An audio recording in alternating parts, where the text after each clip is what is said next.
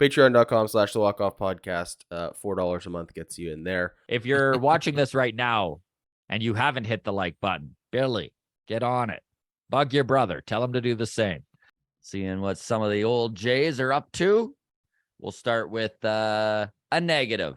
Okay, Robbie Ray just yesterday was put on the IL. The Seattle Mariners ace, I guess you could say, out of Robbie Ray. Robbie Ray, of course, signed in free agency last year with the Seattle Mariners after winning the Cy Young with the Toronto Blue Jays, right? Well, he has a hip flexor strain, left hip flexor. We did look up what a flexor was, and that's how we know that it is a hip injury. Yes. I mean, but 6 to 8 weeks, all the best to Robbie Ray. Hopefully he recovers faster than that. That is a hit to the Seattle Mariners, to say the least. We don't have to get into the semantics of what is an ace, what is not an ace, but is he their number one guy, or is Castillo? I would say Luis Castillo is at this point. Well, with Ray on the IL, then yeah, for sure. At this point, that's an easy. And maybe that was bad communication on my point. At this point in the time that is timeline, the Seattle Mariners, yeah. Yeah. No, I do agree. I think Robbie Ray is number 2 in that rotation. But, I mean, it's a flip of the coin. Robbie Ray is an exceptional pitcher. It's a Manoah Gossman situation over there in Seattle. Truly. So. It's just good news either way, however you want to rank those two for the Seattle Mariners. All the best to Robbie Ray in his recovery. Going to Ross Stripling. Of course, Mr. Stripling kind of, more or less, I think we both agree on the fact he was the savior of the Toronto Blue Jays season last year. Do you feel that's safe to say?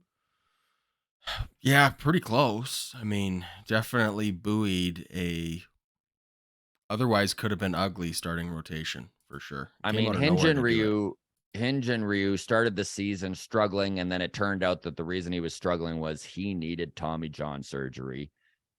So he was out for the season. Ross Stripling comes out of the bullpen, and literally from the moment he took the ball from Ryu, he was lights out. Finished the season with a below 3 ERA.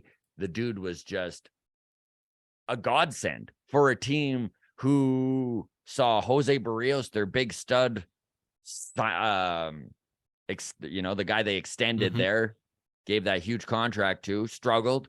Yusei Kikuchi, the new man on campus, comes in and also struggles. So Ross Stripling saved this Toronto Blue Jays team last year. He has struggled throughout the spring with the Giants, but he did get a very well-deserved 2-year, $25 million contract with a $5 million signing bonus. So he's making about $15 million a year total there. He kind of bumped himself into that upper echelon of pitching, a guy who's going to make over $10 million a year. So good for him. Now, that first game of the year yesterday with the Giants, he got hit around. Yep. Against the Yankees. Yankees are a decent ball team. Yankees are... They got a couple hitters that can put it out of the park. That's right. The Yankees are a decent team. Yep. I think he's going to be fine. However, he's a control pitcher, and he just wasn't hitting his spots. That's the thing, right? Ross Stripling is not a velo guy. If he's missing his spots, he's going to get hit, and that's what happened yesterday. All the best to Ross Stripling in San Francisco, especially being in the National League where we don't need to deal with him. I'm rooting for him. I think Ross Stripling is going to bounce back and be fine, but I do think that he regresses substantially from the season from last year. So I think that was a career year for him last year. Like, if Stripling, if old Chicken Strip can go in there in San Francisco and pitch 150 innings at a 4 ERA, I think they're going to be thrilled. I think so. And I do think he has it in him to do that. Sure, I'll give you that. Okay, let's go to Teoscar Hernandez. Of course, he was the big piece moved from the Toronto Blue Jays to the Seattle Mariners in that Eric Swanson, Adam Macko acquisition. I know it kind of shook the Toronto Blue Jays fan base when it first happened, and now we're kind of all settling into this is the new look of the Blue Jays with Swanson at the back end of that bullpen. So Teoscar has had a very ice cold start to his season with the Seattle Mariners. He hasn't looked like the Teoscar we're all used to seeing. 3 games, incredibly small sample size, and a few caveats to keep in mind. He did go to the WBC with the Dominican team where he only played 1 game, so he maybe didn't get as many at-bats as he might have wanted to. Making some excuses for him here, as it's normally the pitchers in spring training that aren't getting enough time, not so much the hitters. But we also are all aware Teoscar can be a hot and cold guy, and if he is cold, it does take some time for him to kind of find his swing again, and that's probably all that's happening. Do I think Teoscar Hernandez is going to regress from what we've seen as a Blue Jay? I kind of do, more so because T-Mobile Park in Seattle is not the hitter-friendly park that he's used to in Rogers. And on top of that, that AL West division, not the hitter-friendly division that the AL East is. Correct. But Teoscar is going to provide some power for that Mariners team, some much-needed power. And I think he's going to be a fan favorite by the end of the year, especially if he can get hot at the right time for that team. I wish all the best to Teoscar, just not when he's playing the Jays. One thing to keep in mind with Teoscar's slow start, and another old friend, Marcus Semien, had a terrible first 2 months in Texas last year. Looked awful. I'm sure Texas Ranger fans were panicked. Didn't hit his first home after hitting 42. The Blue Jays the season before. I think he was home run less until like close to the end of May. But I he think ended he the had season 1 home run in 2 months or something like that. Yeah, but he ended the season with 26 home runs on the season, which again, 26 home runs is a good number. But that's a 40 home run pace, what he did in the last 4 months of the season, right? So like you take out that slow start and you give him 2 more months towards the end once he got going, it's high 30s home run count for.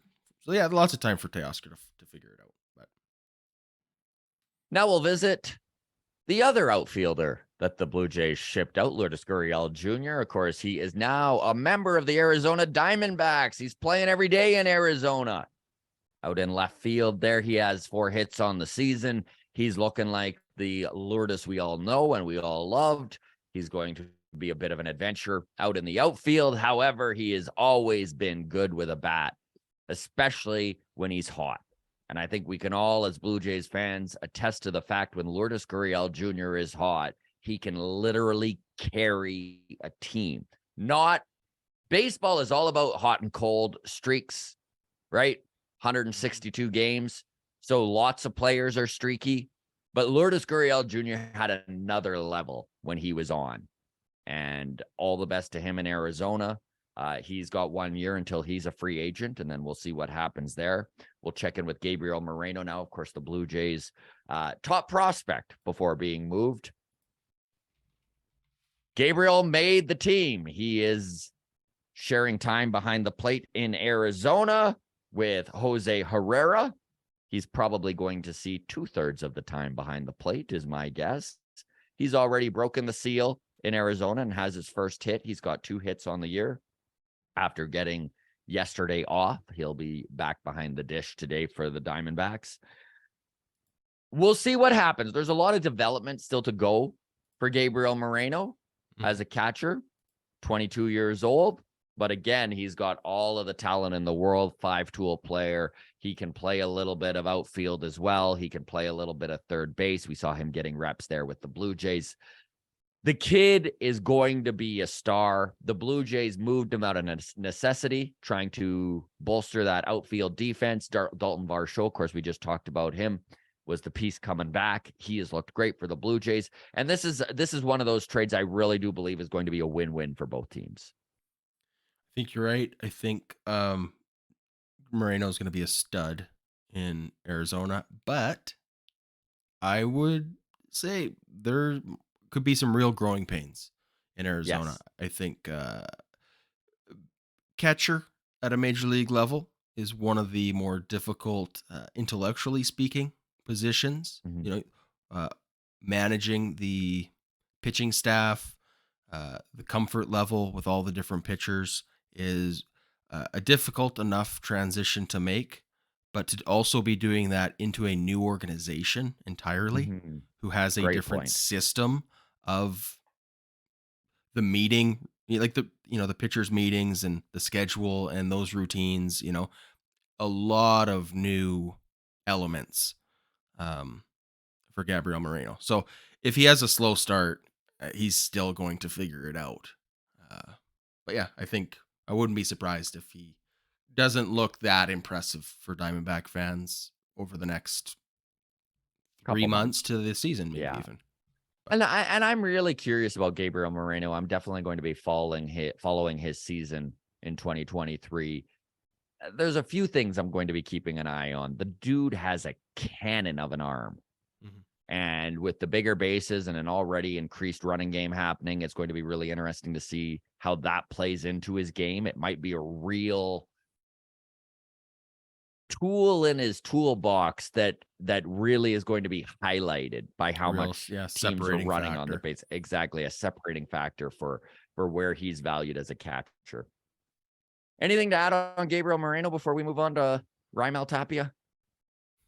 No, I'm excited to talk about Raimel Tapia, actually, believe it or not. So let's get there. No, me too. You know what? I was really, really happy to see Raimel Tapia make that Boston Red Sox lineup out of spring training. Now, he was signed on a minor league deal in free agency. So the Red Sox didn't even need to roster him.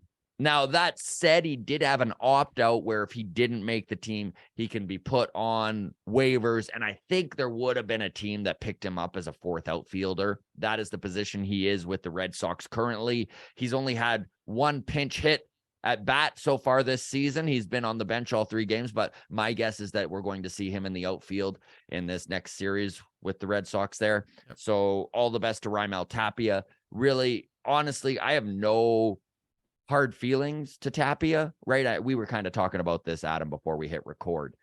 The only problem Raimel Tapia had as a Blue Jay was he played too much. Yeah, I mean, Randall Grichuk was a borderline fan favorite, right? He was the face of the team during those the hard bridge years. from the Batista, Encarnacion, Donaldson years into the Bo, Vladdy, Biggio years. So yeah, to see Tapia replace one of the guys, it was a tough pill to swallow, I think. But he did so good for us last year. Like, He really did. just I'm looking up his numbers here. What did he hit last year? 265. Yeah. Like, He was an admirable for fourth he was, outfielder. yeah. Like, Yes. no complaints with Raymond Tapia. He overachieved so hard for us last year. And no one expected him to play 130 games, and it could have been a lot worse. So, I mean, all the best to him in Boston, all the worst to the Red Sox. all the worst of the Red Sox. Are you sweating yet after they took 2-3 against the Orioles? Are you? No, I love it. No. Let Boston. I hope Boston does exactly what they did last year. And they're just they're in contention for the division right until June, and then they just fall right off the face of the planet. Perfect. I like it. But I did predict that the Red Sox would finish above the Orioles in the division this year. I do think that this Orioles team is going to be a pain in everyone's side. I just think the real big step forward where they're going to be contending for a wild card spot is going to be 2024. Before we wrap up, a big thank you to our sponsor, Left Field Brewing. If you're in Toronto and you have yet to try Left Field beer, you really should. It's one of my favorite when I was living there. Leftfieldbrewery.ca. You go to their shop, you spend $55, and then the free koozie is on us. All you got to use is the code WALKOFF. Do that now.